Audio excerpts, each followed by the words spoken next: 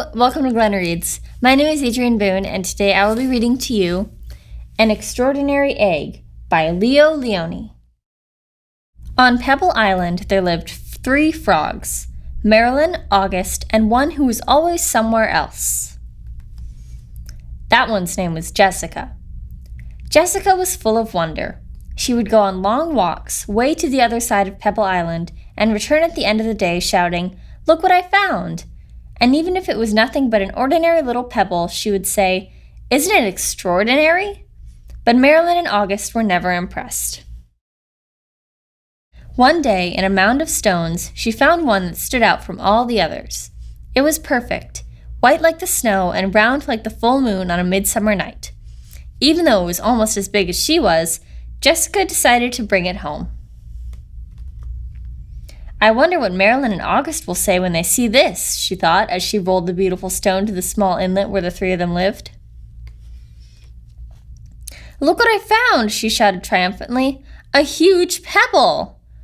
This time Marilyn and August were truly astonished. "That is not a pebble," said Marilyn, who knew everything about everything. "It's an egg, a chicken egg."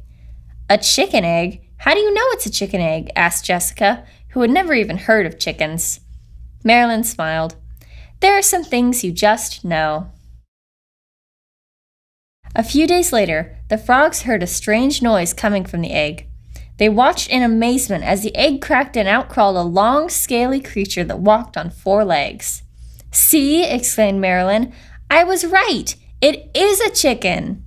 "A chicken!" they all shouted. The chicken took a deep breath, grunted, gave each of the astonished frogs a look, and said in a small, raspy voice, "Where is the water?" "Straight ahead," the frogs cried out excitedly. The chicken threw herself into the water, and the frogs dove in after her. To their surprise, the chicken was a good swimmer, and fast too, and she showed them new ways to float and paddle. They had a wonderful time together and played from sunup to sundown. And so it went for many days. Then one day, when Jessica was somewhere else, August and Marilyn saw a commotion in the water below them. Someone was in trouble. Quickly, the chicken dove into the dark pool. August and Marilyn were frightened. After a few long moments, the chicken reappeared, carrying Jessica. "I'm all right," she called. "I got tangled in the weeds, but the chicken saved me." From that day on, Jessica and her rescuer were inseparable friends. Wherever Jessica went, the chicken went too. They traveled all over the island. They went to Jessica's secret thinking place and to the Great Pebble Monument. One day they went to a place where Jessica had never been before. A red and blue bird flew down from a tree. "Oh, there you are!" it exclaimed when it saw the chicken. "Your mother has been looking all over for you.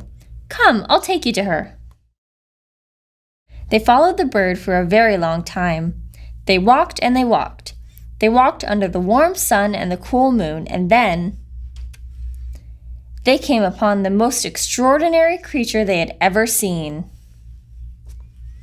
It was asleep. But when it heard the little chicken shout, "Mother!" it slowly opened one eye, smiled an enormous smile, and in a voice as gentle as the whispering grass said, "Come here, my sweet little alligator." And the little chicken climbed happily onto her mother's nose. "Now it's time for me to go," said Jessica. "I'll miss you very much, little chicken. Come visit us soon, and bring your mother, too." Jessica couldn't wait to tell Marilyn and August what had happened. As she neared the inlet, she shouted, "Guess what I found?" And she told them all about it. "And do you know what the mother chicken said to her baby?" Jessica asked. "She called her, 'My sweet little alligator.'" "Alligator," said Marilyn. "What a silly thing to say." And the 3 frogs couldn't stop laughing. The end.